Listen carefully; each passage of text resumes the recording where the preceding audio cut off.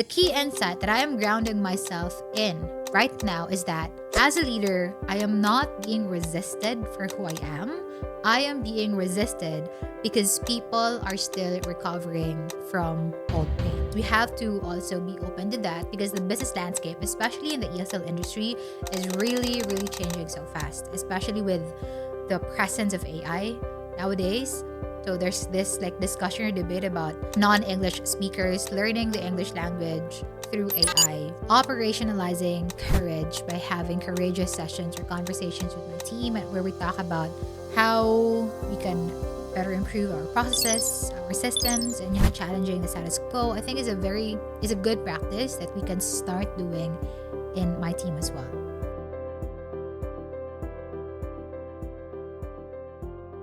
If you're leading an organization that can sometimes feel a little chaotic, meaning to say priorities shift, resources are sometimes strained, and every year feels like you're starting from scratch, then you definitely know that focusing only on one thing is never enough. You need to build a system that will anchor your focus. And in this episode, I am going to share with you a powerful realization I had from reading the book UNIFY. And that is how to create a Holy Trinity for my team that acts as a shield from external chaos. And take note, this is not corporate theory. This is my plan to navigate what I'd call the Reconstruction Era of my leadership journey. Hello, beautiful people. This is Ravina, a 28-year-old corporate leader and public speaker who is still learning out loud. And welcome to the Ravina podcast, where I share my messy, beautiful journey. Now, this is actually part 3 of our 4-part series where I am sharing my insights from Surfa and his book, UNIFY, Operating as One Cohesive Performance Unit. In this episode, we dive into section 3 of the book, Organization, exploring how to align the business for sustainable success. So, Section 3 of the book introduces again the Holy Trinity of the business, which is essentially the pulse or the core pulse of any successful organization. So the Holy Trinity consists of the following. Number 1, financial vitality. This is the health of cash flow in the business. Number 2 is customer relationship. This is basically the loyalty and trust of your customers to the business. And number 3 is employee relationship. This measures how engaged your employees are in the business. So, in simpler terms, cash, customer, and culture. And the goal basically is to align these 3 for sustainable growth. Now, I want to be fully transparent with all of you, my dear listeners. Right now, I would say that I am in what I call my reconstruction era. Okay? What I meant by that is right now, I am leading through what I'd also call an inherited dysfunction, meaning to say, I am inheriting problems that I did not create. I am rebuilding trust that I did not break. And at the same time, I am leading people who are tired. In hindsight, after careful reflection and at the same time after reading the book, I realized that my experience this year as a corporate leader was actually most of them are more like a consequence of transactional decisions made in the past with no investment in communication, context, and even culture. And the result of inheriting that right now, or the results are number 1, we have I'd say a little demotivated workforce or less engaged workforce where employees equate care with cash. At the same time, teams are exhausted as well from old and inefficient systems. And lastly, there's a low trust in the management or in the leadership. It's like every change that we make or every change that I make, even a good one, is actually filtered through old pain. And I am sharing this not to put blame on anybody or not to share any regret or disappointment, but this is actually me finally seeing that reality and acknowledging and accepting my current reality as a corporate leader. And it has been quite challenging or difficult navigating this uncharted territory, but it's also relieving to know that I have the ability to understand and to grasp the situation that I'm in right now. And with that awareness, it will allow me to move forward because I'm not the type who gets stuck. I don't want to get stuck. I want to get past this. I want to know how to navigate this and I want to grow from this experience as well. And so the key insight that I am grounding myself in right now is that as a leader, I am not being resisted for who I am. I am being resisted because people are still recovering from old pain. And for me, this moment of vulnerability in our organization is actually both a beautiful and messy journey. Well, first, it's a little messy because, again, it's difficult to rebuild trust. It's difficult to explain or make people understand of the necessary changes we had to make for the sustainability of the business. But at the same time, it's also beautiful because I know that all of us will grow from this experience. All of us will become better individuals, and all of us will get to know versions of ourselves we did not know existed, if we didn't go through this situation. And admittedly, I would say this that although it's beautiful and messy, this is also a journey or experience that I wanted to be in and I wanted to take with my team. And at the same time, it allowed me, especially after reading the book, it allowed me to finally create or have this blueprint for our reconstruction. That's why, again, I call it the reconstruction era of my leadership journey. And so, while reading the book and knowing about the Holy Trinity of a business, again, that's financial vitality, customer relationship, and employee relationship, I faced a significant challenge. And my challenge actually was that I do not own a business yet at this point, and I don't have visibility to the corporate cash flow of the company that I'm in right now. And so I realized that I couldn't use the book's definition or standard definition of the Holy Trinity. But that realization did not stop me because after reading UNIFY, it gave me one powerful realization. If I cannot use the book's Holy Trinity, then why not create my own Holy Trinity? Because I think the main idea of a Holy Trinity is understanding the pulse of the business or the pulse of my team, at least in my context. And so from there, I was able to create my Holy Trinity based entirely on the sphere of control of my team. So here it is. For financial vitality, it is now for my team, it is equivalent to resource stability. Meaning to say, it talks about the internal capacity and time of my teams, and this is our financial reframing. For customer relationship, it's employee relationship or tutor relationship. So this is now focused on the satisfaction and loyalty of our tutors because our team or my team, my division is in charge of supporting our tutors basically. And so customer relationship is equivalent to tutor relationship. And employee relationship is equivalent to associate morale. So this is now the culture of my team or my division. And basically this is about the resilience and commitment of my team. So financial vitality is resource stability, customer relationship is tutor relationship, and employee engagement or relationship is associate morale.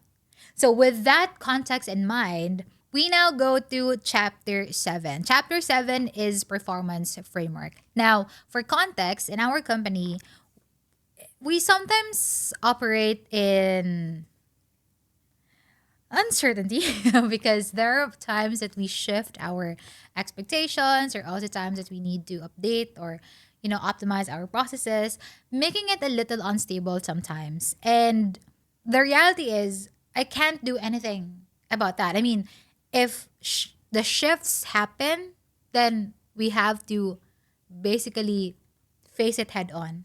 And so my role as the division head is actually not to control those problems or those changes, but rather learn how to manage any chaos or filter them through a specific framework so that we will be able to focus our efforts, our energy, and our time, our resources basically on things that truly matter and things that will greatly impact the contribution and at the same time will create true value for the organization. And so, because of that, I am now committing myself to using my team's Holy Trinity to filter any external demand. So, for context, our company actually sometimes operates with shifting expectations and processes, meaning to say there are moments wherein there are changes in demands or expectations, and we need to update our processes as well. And because of that shift, it can be a little unstable to operate, right? But again, as a business, we have to also be open to that because the business landscape, especially in the ESL industry, is really, really changing so fast, especially with the presence of AI nowadays.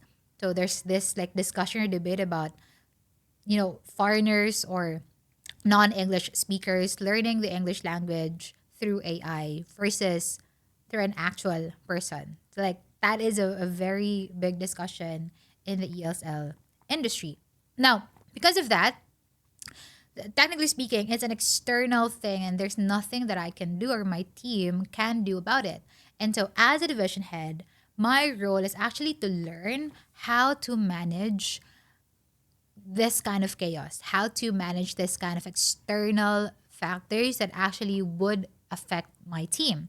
And so I am now committing myself to using the Holy Trinity that I just created for my team. Again, thanks again to the book, because this will allow me and allow us to filter any external demand. So, for example, because in my division, we are in charge of the core operations of the business. So we have the operations team. We also have a team in charge of training and quality control. And then we have a team in charge of directly supporting our tutors.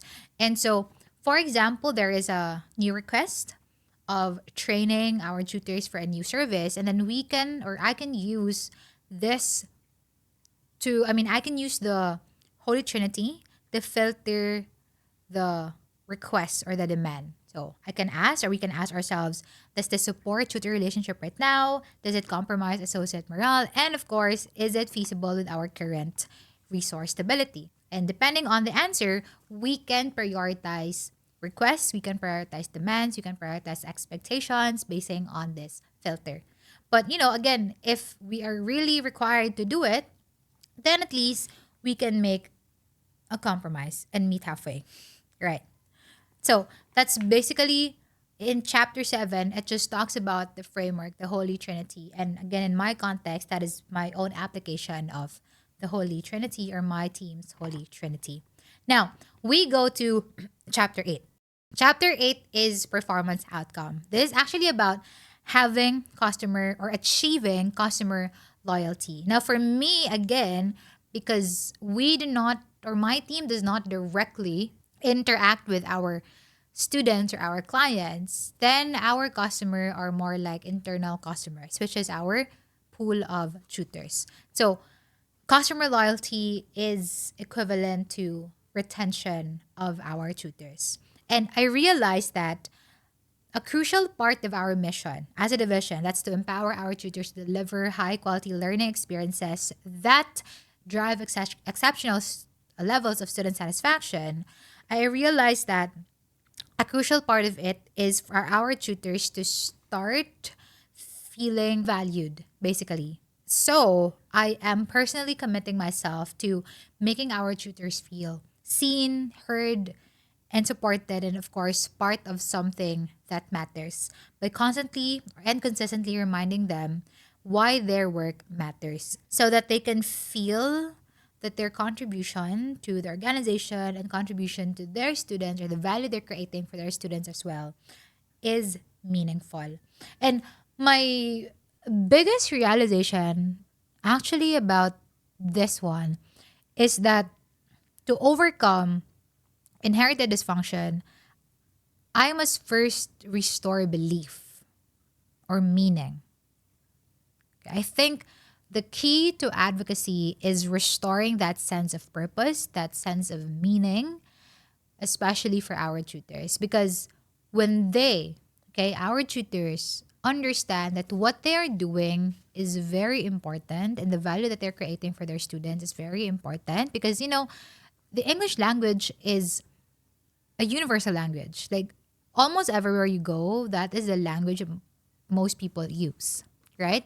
And so them being instruments in empowering their tutors to be good English speakers and be able to use the English language to create more possibilities for the students as well is something that is really great and amazing, right? And knowing that we are able to do this to foreign clients or foreign students also means that we are able to bring Filipino talents and skills to the global stage. And I don't think that's an easy feat. I don't think that's an easy thing to do. And so it's very important for me and my team to communicate to our tutors that what they're doing is important and what they're doing means so much to their students and means so much to the Filipino people because we get to show to the entire world what we Filipinos are capable of doing. And at the same time, we are able to make a difference in our students' lives.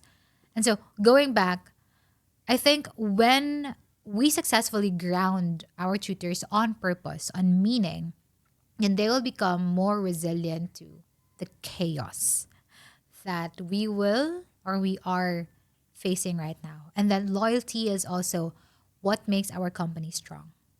So that is the equivalent of performance outcome for my team and our company as well.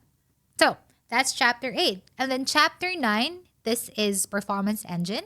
So it emphasizes that the employees are the backbone of any successful organization. And so for my division, this is about the health of associate morale. So we have a team soul. So in the previous episode, I talked about the goal, role, and soul model. And for my team, we also established our soul, or we talked about our soul, ACE, ACE, accountability, courage, and excellence. And this is actually our guide, my guide and my team's guide as well. Because while I know that this must serve as a standard that helps keeping talented people, I also admit that I haven't fully operationalized our team's soul. And so, moving forward, I am committing myself to focusing specifically on courage because I want to have regular conversations with the managers and with my team and where we challenge the status quo. Because one thing that I realize is that comfort is the enemy of growth. If we get too comfortable with what is, and we don't question any inefficient processes, we don't question any ineffective ways of doing things or systems as well, and we get comfortable with that discomfort. We get comfortable with that hassle or whatsoever, then we are defeating the purpose of us growing and becoming better, right? And so operationalizing courage by having courageous sessions or conversations with my team where we talk about how we can better improve our processes, our systems, and challenging the status quo, I think is a good practice that we can start doing in my team as well. Because this act of operationalizing courage is showing that we are directing our efforts to improving systems, not people, and that growth also requires vulnerability because it's not easy to talk about change. Is also a moment of vulnerability and it requires a lot of courage. And courage is a skill. That's something that we can develop. That's something that we can enhance. And I'm actually starting to learn that right now. Right. So that's chapter 9. And lastly is chapter 10. Chapter 10 is performance dividend. So this again deals with financial discipline. So this is financial vitality and the Holy Trinity. And I have again reframed this because I don't have any visibility to the corporate cash flow of the business. So I have reframed this in my team as resource stability. This is about my team's time and capacity. So this year I'd say was defined by poor process discipline, and actually it severely drained our capacity. Okay, when I think that when capacity hit zero, it also undermines the productivity and performance of my team because everyone was exhausted, and at the same time my own leadership suffered as well because I had to focus on a lot of tactical problems instead of strategic. I had to switch to my execution mode, and I was not able to focus on my leader tasks like coaching, feedback, and guiding my team. So it was difficult. I did not want to be in that situation, but I had to. The circumstances forced me to do it. And then reading the book UNIFY, then coming up with our own Holy Trinity, and learning about resource stability, I learned that when the capacity of my team is drained, it will actually hurt everybody. And with that learning, I need to do something about it. Because again, I don't want us to be stuck here. And so I realized that managing capacity is also very critical in a business or when you are working with a team. So my lesson here is that protecting the capacity of my team is now my priority. So if we can save time through documenting or automating our processes, aligning and clarifying on changes, investing in communication, context, and culture, then we can intentionally invest any time that we have to into development, into innovation, and of course into rebuilding morale. So that's my application of the Holy Trinity because again, I cannot follow the standard definition of the book's Holy Trinity, so I created my own Holy Trinity for my team. And so, my challenge to you, my dear listener, is to take a moment, okay? Take a moment to define your personal reconstruction era. So, especially if you can relate to my journey right now, wherein you are in a situation in your leadership that you had to inherit transactional decisions in the past, and you're facing the consequences of those decisions and you're paying for them, and again you're trying to rebuild a team that lost its trust in the leadership, that is demotivated, a team that is exhausted as well. If you are also in that situation, then I think it's best if you define your personal reconstruction era. It's important that you know the one truth about your team's past pain that you need to address first before asking them to move forward. Because in the Holy Trinity, I mentioned earlier that they need to be aligned because if one thing is absent, it will create a domino effect of negative consequences. So, for example, in my case, if the morale of my associate is low, then we have a weak culture. And of course, you can't give what you don't have. So if they're demotivated, if their morale is low, then the support that they will provide to our tutors, our pool of tutors, may be poor. And if the support is poor, then that creates a very weak relationship with our pool of tutors.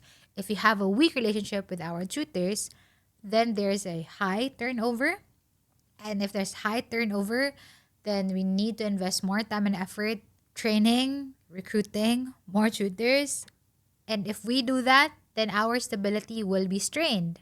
And if our resource stability is strained, or we have a low resource stability, then our associates will struggle because we may not be able to create programs or develop programs to further motivate them. And then that creates low morale as well. And then the cycle continues.